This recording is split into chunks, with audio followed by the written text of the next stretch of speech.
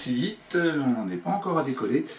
Bonjour à tous, retour en arrière, on revient vers l'atelier pour que je vous dise deux mots du gros bébé que je vais pouvoir vous présenter maintenant. Bonjour, bonjour. Allez, c'est bien la piste de Massy, mais il faudrait peut-être quand même parler un petit peu de l'avion dont il s'agit avant de le mettre en l'air, sinon on n'aura pas le temps de tout dire. Donc nous revoici dans l'atelier GLC Aviation, et cette fois-ci c'est pour vous présenter un modèle qui est très loin d'être une nouveauté. En effet, le T28D, d'après le libellé de la boîte, même si d'après moi il ressemble plus à un T28B, mais le T28 Trojan, donc de FMS en 1,40 m, existe depuis largement plus de 10 ans, peut-être 12, 13 ans facilement, 14 ans, je ne sais plus, pour les toutes premières versions dans cette taille. La version qui nous intéresse ici, c'est la version 4 de ce kit, ce qui vous donne une idée de la longévité du produit. La version 4 qui a les dernières améliorations qui ont été faites, et je ne pense pas a priori qu'il y en ait d'autres à venir maintenant, puisque c'est tout de même une version qui est sortie en 2016. Vous voyez, donc on est en 2024, ça fait 8 ans déjà que le kit est produit sous cette forme et qu'il n'a plus évolué. Alors je ne vous le présente donc pas en tant que nouveauté, mais simplement comme un modèle quasi indémodable, un modèle qui, je pense, qui dans encore presque autant, dans 5-10 ans peut-être, sera toujours disponible à la vente, parce que c'est le genre d'avion que les gens qui ont un tout petit peu d'expérience dans le pilotage et qui ont envie de piloter des machines qui sortent du look des traîneurs ont envie de posséder. C'était mon cas, il y a très longtemps que j'ai déjà vu voler des T28 en meeting grandeur, et c'est un avion qui au sol paraît carrément pâteau, qui paraît bon, gros, grassouillet, énorme, un gros fuselage, une verrière gigantesque, et dont on n'imagine pas à quel point une fois en vol, il devient agile, rapide, et dont le vol est exactement celui d'un Warbird à un détail près par rapport au P51, au Spitfire et autres, c'est qu'il a un train tricycle. Il partage avec certains Warbirds comme le P47 le moteur en étoile qui lui donne donc cette allure de très gros museau, de museau aplati de façon bulldog, mais c'est ce qui lui donne aussi son cachet. Voilà, et donc ça fait longtemps, comme j'ai vu voler des T28 en meeting, que je trouvais cet avion intéressant et que j'avais assez envie d'en faire un. Et sur le marché modéliste, des T28, on en trouve dans pas mal de marques, dans différents types de constructions, que ce soit des constructions en structure, des constructions en fibre, des constructions en mousse, comme c'est le cas ici. Et en mousse, eh bien, on peut le trouver par exemple chez E-Flite en 2 mètres d'envergure, ce qui fait un très bel avion que j'ai eu l'occasion de voir voler il n'y a pas si longtemps et qui fait très envie. Mais bon, je suis arrivé à un stade où je suis très feignant et où j'aime bien pouvoir mettre un avion tout monté dans la voiture, arriver sur le terrain, brancher la batterie et aller voler, sans avoir à passer un quart d'heure ou une demi-heure avec le tournevis, les petites vis qui se perdent dans l'herbe.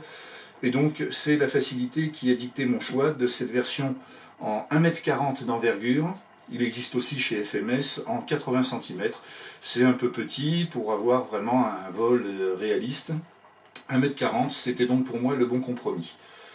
Voilà, donc cet avion il est disponible en 2 couleurs chez FMS, qui sont des couleurs, des décors absolument classiques sur les avions que l'on voit évoluer de nos jours en meeting, que ce soit aux États-Unis, en France, en Europe, un peu partout dans le monde.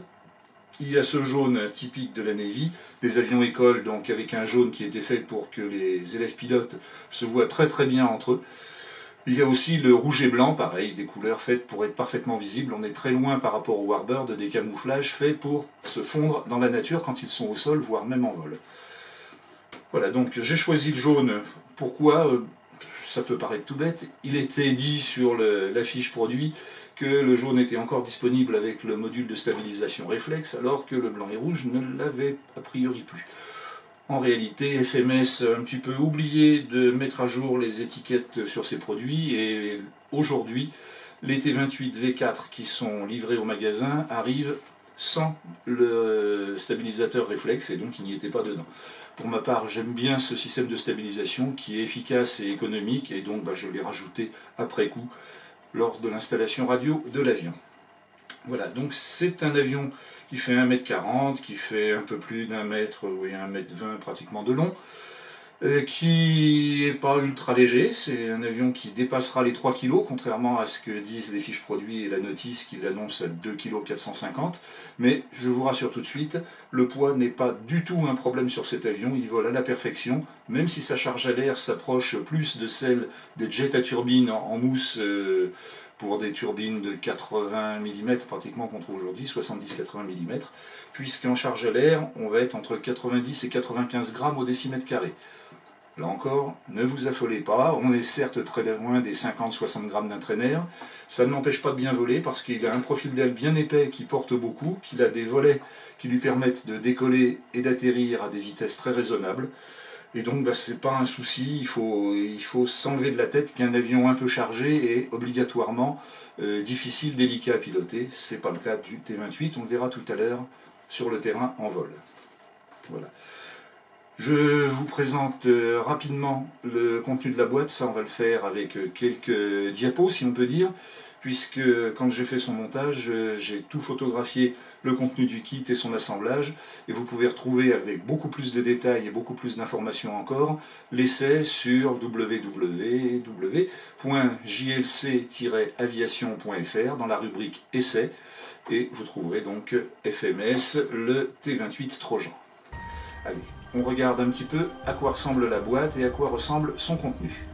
Voilà donc le carton typique des boîtes FMS, tout en quadri, superbement illustré, avec selon les faces les deux décors qui vont être présentés, le jaune ou encore le rouge et blanc typique des avions d'entraînement de la Navy. Sur une des faces on trouve, mais en anglais uniquement, le kit est encore un petit peu ancien, les principales fonctionnalités ainsi que les caractéristiques. Attention, sur l'extrémité qui porte l'étiquette, on voit With Reflex System, qui aujourd'hui n'est plus d'actualité. FMS a un petit peu oublié de changer ses étiquettes. Le container typique des kits FMS qui protège parfaitement les éléments durant le transport et durant les différents stockages avant que le modèle arrive chez vous. Tout est encastré, tout est calé, c'est vraiment parfait, on n'a aucun risque que l'avion arrive endommagé, même après une livraison.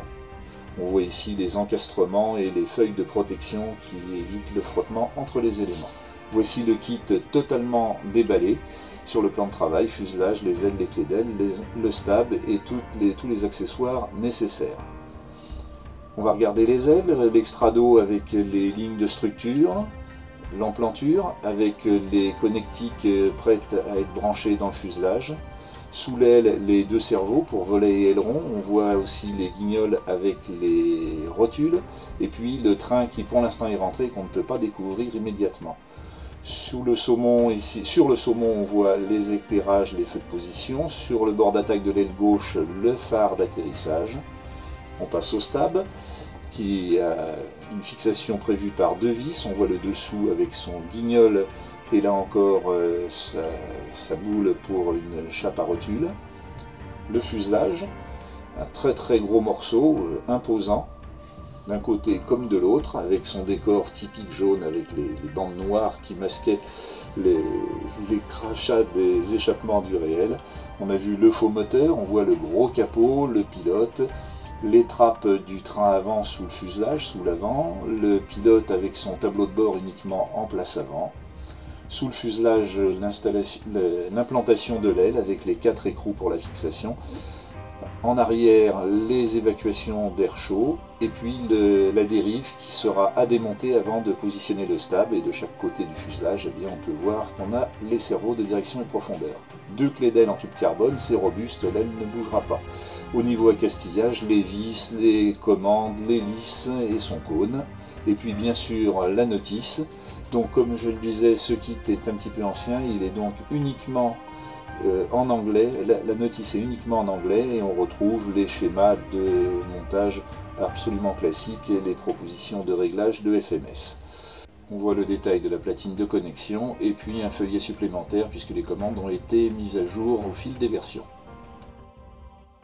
Une petite modification que j'ai réalisée, c'est un petit verrou pour la verrière, vous voyez, juste une petite tirette toute simple qui me permet de déverrouiller l'arrière. Normalement on a un clip qui est relativement costaud, Mais sur des essais sur piste en herbe, eh ben, il s'est avéré que quand ça dodeline sérieusement sur des bosses, eh ben, la verrière, il peut lui arriver de se décrocher. Et si elle se décroche, qu'elle s'en va ou qu'elle se met en travers, ben, l'écoulement sur les empennages va être perturbé. Et donc, pour ne pas prendre de risques, maintenant, depuis que ça m'est arrivé une fois, heureusement j'ai pu reposer avant. L'avion venait juste à peine de soulever les roues, donc j'ai coupé les gaz, j'ai reposé. Mais pour plus que ça arrive, maintenant j'ai le verrou d'origine plus ma petite tirette. C'est tout simple, ça prend quelques minutes à faire et c'est de la sécurité. La verrière donc, vous voyez, avec son pilote, avec son tableau de bord. J'essaie de vous le présenter. Voilà, le tableau de bord qui n'est présent qu'à la place avant pour le pilote. Le moniteur en place arrière, comme il n'est pas là, bah, il n'a pas eu le droit à son tableau de bord. Un petit peu dommage, ça aurait mérité. Voire même d'avoir deux pilotes, puisque c'était des avions école et qu'il était plus que fréquent qu'il y ait deux personnes à bord. À l'intérieur, on est sur du très classique FMS. Je vais zoomer un petit peu pour que vous voyez mieux. Donc à l'intérieur, on a pratiquement aucun cerveau dans le fuselage, si ce n'est des cerveaux qui sont installés tout à l'avant. Un cerveau, pardon, qui est installé pour diriger la roulette de nez. Pour le reste, les empennages, les cerveaux sont à l'arrière, et pour les ailes, les cerveaux sont dans les ailes. On a par contre ici une petite platine électronique qui regroupe les connexions qui viennent de tous les cerveaux, de tous les systèmes de train rentrant et d'éclairage de l'avion. Cette platine électronique, on a deux câbles qu'on va pouvoir bien voir ici. Voilà, ce sont ces deux câbles avec des prises blanches. Ces prises arrivent directement des ailes et passent devant la platine. On les connecte et nos ailes ont à la fois les cerveaux de volet, les cerveaux d'aileron et les éclairages des ailes qui se connectent en une fois pour chaque aile. On a un grand espace pour la batterie, puisque j'y loge sans problème une batterie en 5000 mAh en 4S. On peut voler à partir de 2006, mais je ne vous le conseille pas, ça donne trop peu d'autonomie et vous risquez de vous faire piéger avec un moteur qui perd de la puissance un peu rapidement. Et compte tenu de la finesse de l'avion, qui n'est quand même pas moteur coupé extraordinaire, il vaut mieux rentrer avec du moteur. À l'arrière, on va trouver l'emplacement avec le récepteur que j'ai installé ici et le module réflexe que j'ai installé en vis-à-vis de l'autre côté. Tout ça, tous les fils se retrouvent ici à l'arrière. Voilà pour ce qu'on peut voir à l'intérieur, si ce n'est qu'on a tout à l'avant le contrôleur, mais je ne peux pas le sortir, vous le verrez sur les photos que je vous ai proposées dans le petit diaporama. Vous noterez que j'ai monté un capteur qui me permet de connaître ma consommation en temps réel avec la télémétrie, un MUI de chez GTI, et ainsi je peux surveiller à la fois le courant, la tension et la capacité utilisée pendant le vol, et donc atterrir avec une bonne réserve, sachant que je me fixe en général au maximum de prendre la phase d'atterrissage quand la Q atteint 70% de sa capacité, donc il reste 30% dans la batterie. Voilà pour ce qu'on peut voir à l'intérieur. À l'avant, vous pouvez noter la belle hélice tripale. Elle n'est pas tout à fait suffisamment grande en diamètre, c'est une 13,9. Elle n'est pas tout à fait assez grande pour être rigoureusement maquette, puisque sur le vrai, l'hélice, elle est presque à toucher le sol. On a ici beaucoup plus de marge. Mais bon, elle fait quand même illusion, et avec ces bouts de pales qui sont peints, on a quelque chose qui a vraiment de la gueule sur le terrain. Quand ça tourne, on voit très bien ce cercle rouge et blanc qui est devant l'avion, avec le soleil dessus. Ça fait son effet. Le faux moteur, eh bien, il est livré d'origine, il est installé d'origine également, il cache le brushless, avec malgré tout ce qu'il faut comme passage d'air pour bien ventiler le moteur, le contrôleur et le pack d'accu, la sortie d'air se faisant sous le fuselage en arrière des ailes. Mais par contre, le faux moteur, il est livré thermoformé, intégralement noir. Donc les petites touches couleur alu qui lui donnent tout son relief, ça c'est un rajout personnel que j'ai fait avec des feutres Posca, tout simplement. Sur les extrémités d'aile, on peut voir qu'on a les feux de position, donc le vert sur l'aile droite, et le rouge, bien sûr, sur l'aile gauche. Voilà, ça rajoute au cachet de l'avion. On a également d'autres éclairages encore sur cet avion, avec le phare d'atterrissage sur l'aile gauche uniquement. C'est comme ça sur l'avion réel, il n'y a pas de phare sur les deux ailes, on ne l'a que sur une des ailes. Donc FMS a respecté la logique.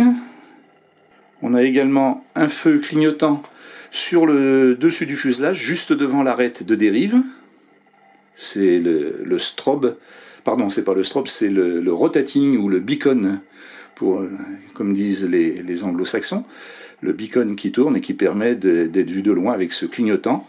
Et on a son petit frère sous le fuselage. Au niveau des sorties d'air, vous voyez aussi d'ailleurs une des antennes 2.4 qui dépasse. On a donc un éclairage clignotant sous le fuselage, un éclairage rouge, même si à l'écran ici il semble un petit peu jaune. Voilà, on passe sous l'avion.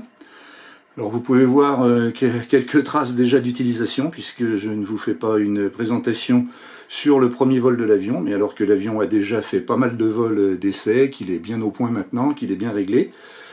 Et donc vous pouvez voir le train entrant qui est installé, ainsi que les volets et les ailerons. Donc les ailerons, là, on est très classique. Derrière, profondeur, direction, il n'y a rien de particulier.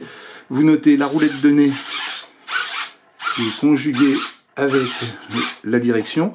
D'origine, c'est réalisé par en fait un Y qui se fait sur la platine de connexion qu'on a pu voir dans le fuselage.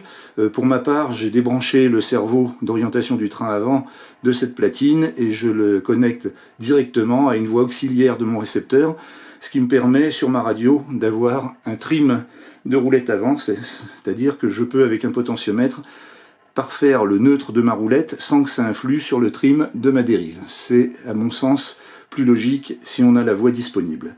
Le train donc est rétractable et on va regarder son fonctionnement. Regardez bien les trappes du train principal qui sont en 3 parties, une partie intérieure et sur les jambes extérieures on a 2 parties, une qui est solidaire de la jambe principale et une qui est solidaire de la partie coulissante. Et vous voyez la cinématique que ça donne. Quand c'est fermé, tout s'aligne au petit poil. Et à la sortie, on a un chevauchement des trappes sur les parties extérieures.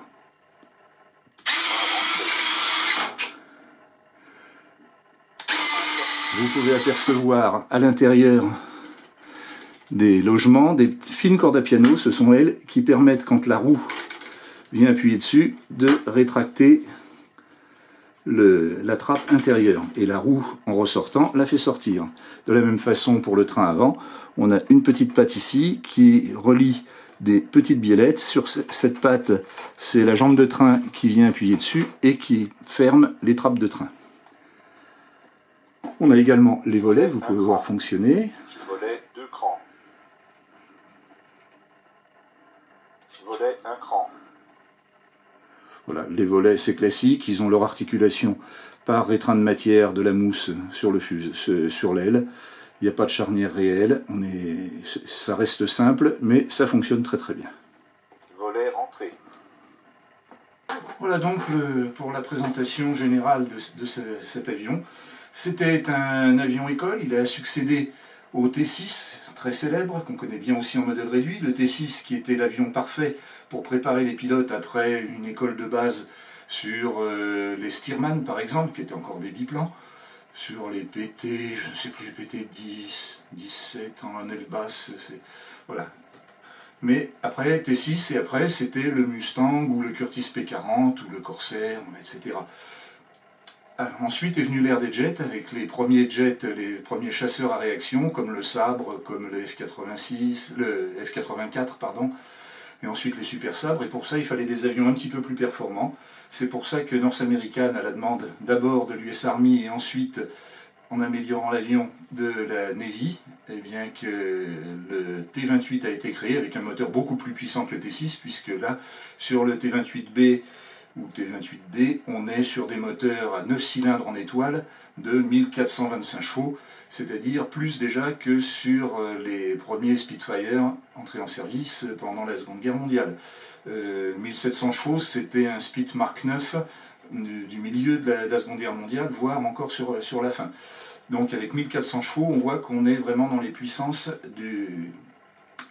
des Warbird, et on va avoir un avion qui, en comportement en vol, sera très très similaire à celui d'un Warbird, à ce détail près qu'on n'aura pas la complexité au décollage et à l'atterrissage d'un train classique à roulette de queue, puisqu'avec la roue avant, bah là on a un tricycle, un truc qui est parfaitement stable sur ses roues, qui décolle tout droit, qui se pose très très facilement, et donc bah, c'est une très bonne entrée en matière pour un avion qui va voler avec de l'inertie, qui va voler sur des grandes amplitudes, mais qui va rester parfaitement civilisé pour ce qui est de décoller et d'atterrir. Allez, maintenant, je vous propose qu'on regarde encore en diaporama les principales étapes de l'assemblage que j'ai réalisé quand le kit est arrivé ici. Et ensuite, on retourne sur le terrain. A tout à l'heure. Voilà, et on va commencer par l'aménagement dans la cabine. On voit qu'il va y avoir pas mal de câbles à connecter. On voit le connecteur du contrôleur que je vais remplacer par une XT60. Et puis on voit le connecteur aussi venant du contrôleur allant au récepteur avec la fiche pour les gaz et la fiche pour la reverse, le fil jaune. On a vu les prises bien repérées. On voit que la platine de connexion va être chargé avec le branchement du récepteur et du réflexe qui s'installe derrière la platine. Les vis qui vont permettre de monter l'ensemble des empennages et des ailes. On dépose la dérive pour pouvoir loger le stab. Ça dégage le logement du stab. Et donc le stab va être installé, posé et ensuite fixé par deux vis assez longues. Voilà. Il faut prévoir la clé Allen ou le tournevis hexagonal. On remet la dérive en place et on retourne l'avion pour la fixer avec deux vis sous le fuselage tout simplement.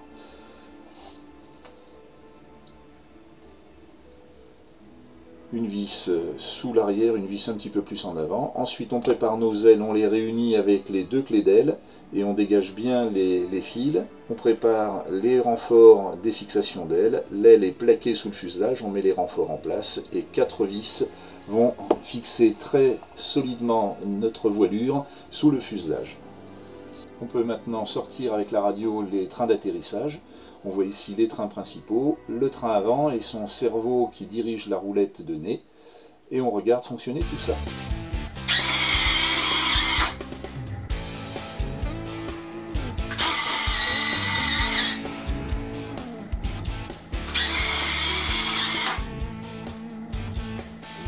Les petites cordes à piano qui gèrent les trappes intérieures du train principal. Un petit essai des suspensions, le train avant. Alors c'est bien une suspension, pas un amortissement.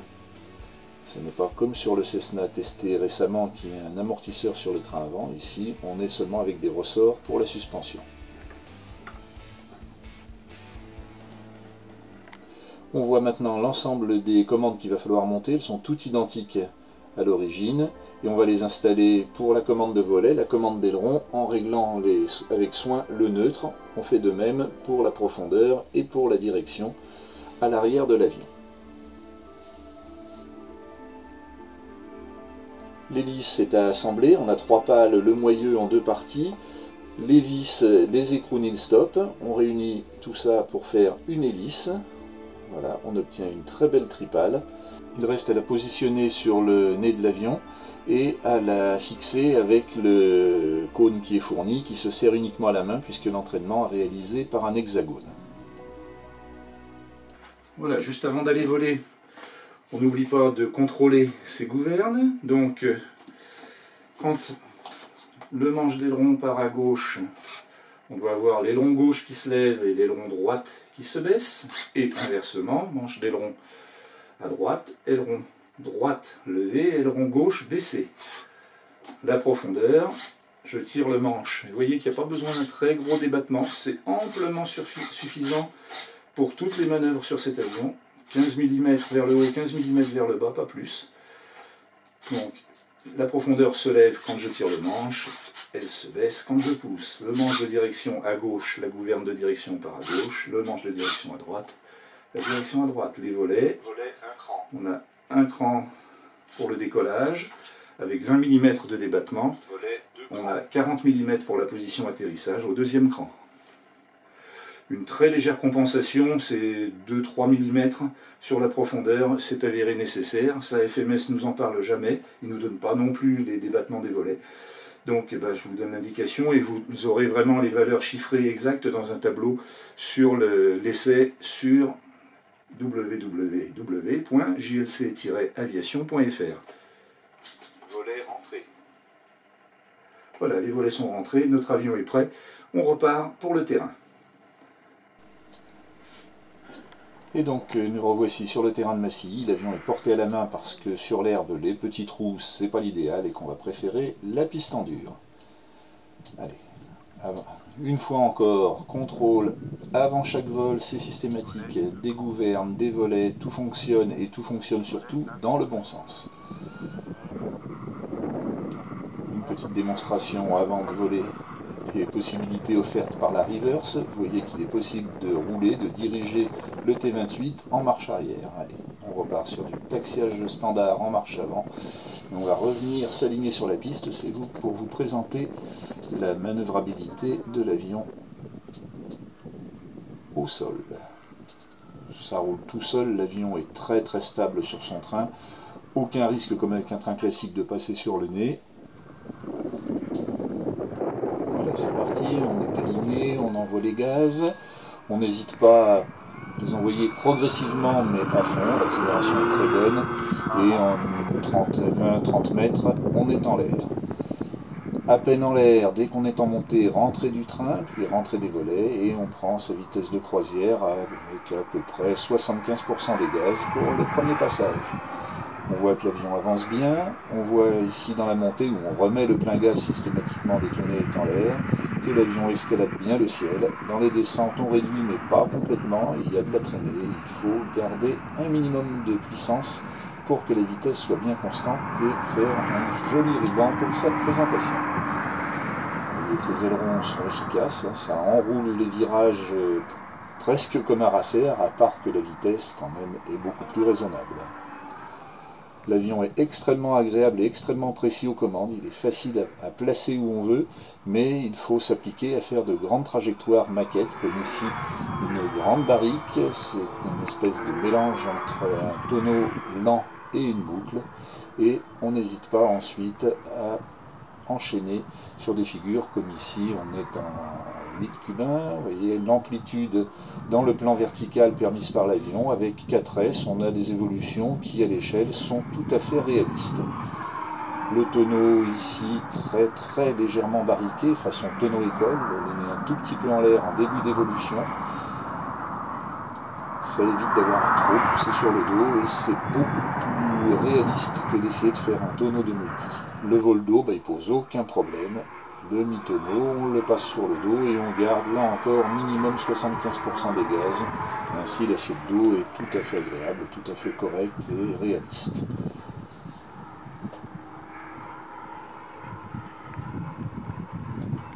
On note le son de l'ensemble de motorisation qui est plutôt sympa sur cet avion, avec un son assez grave, assez feutré, c'est pas très puissant, c'est pas le bruit du vrai moteur en étoile, mais c'est une sonorité qui est vraiment plaisante. On peut passer et passer bas si on le désire avec les pleins volets et avec un petit mi-gaz à peu près. Et vous noterez à la remise de gaz et la remise de nez en l'air que on manque pas de chevaux même en 4S. L'avion n'est absolument pas sous-motorisé et il n'y a que pour les pistes en herbe où ça facilitera peut-être un peu le décollage qu'on peut envisager de recourir aux 5S. Après, avec 6S, on va avoir un vrai racer. À mon avis, ce n'est pas justifié sur cet avion, mais ceux qui le désirent, il faudra qu'ils envisagent peut-être aussi un changement d'hélice, puisqu'on a vu quelques cas sur Facebook d'hélices d'origine qui ont éclaté quand propulsées par une batterie 6S.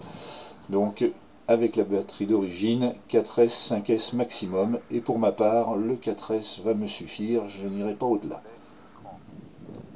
On peut passer avec le train sorti, la configuration atterrissage, plein volet, train sorti. On voit que la vitesse reste encore conséquente. On a ralenti par rapport à la croisière, mais ça avance encore. Et c'est en ça que je pense que cet avion peut être une bonne transition pour les gens qui veulent passer par la suite au jet à turbine électrique, des turbines de 70-80 mm, parce qu'on va avoir des vitesses d'approche et des comportements d'approche qui seront assez similaires, où il faudra gérer le train, gérer la sortie des volets. On a pris de l'altitude et on va regarder un petit peu comment ça se passe en vrille. On ralentit l'avion, on amène la profondeur pratiquement sur la butée, la direction est envoyée dans le coin, un tour, deux tours, trois tours. Et vous voyez qu'au recentrement des manches, eh ben, l'arrêt est vraiment immédiat, ressource en souplesse, et on repart pour attaquer la suite de sa présentation. C'est un avion qui est facile, qui n'est pas un avion de début, il faut bien le souligner, mais qui reste vraiment abordable à quelqu'un qui ne fait plus de bêtises avec un traîner 3 axes et qui sait aborder la voltige de base. Nous voilà en approche, on a sorti le train, on a sorti les volets au maximum, on dose le plan avec les gaz, et on coupe vraiment quand on est au toucher, un petit rebond cette fois-ci, et regardez l'efficacité de la reverse, on est arrêté vraiment en 3-4 mètres après le coup de reverse. Retour au parking, et il reste à aller changer de batterie et à recommencer parce qu'on ne s'en lasse pas.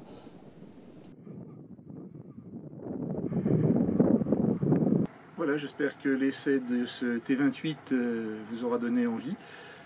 Je vous proposerai d'autres essais prochainement. En attendant, eh ben, moi je me régale avec ce bel avion d'1,40 m au vol réaliste. Pas si éloigné que ça de celui des jets à la vitesse de pointe près, mais très comparable pour ce qui est du décollage et de l'atterrissage. Donc un avion d'entraînement en réalité pour les pilotes de jet dans les années 50. Et puis un très très bon avion d'entraînement ou un avion tout simplement pour se faire plaisir en modèle réduit de nos jours avec ce T28 FMS. Volez bien, volez prudemment et je vous dis à bientôt avec des prochains essais sur jlcaviation.fr.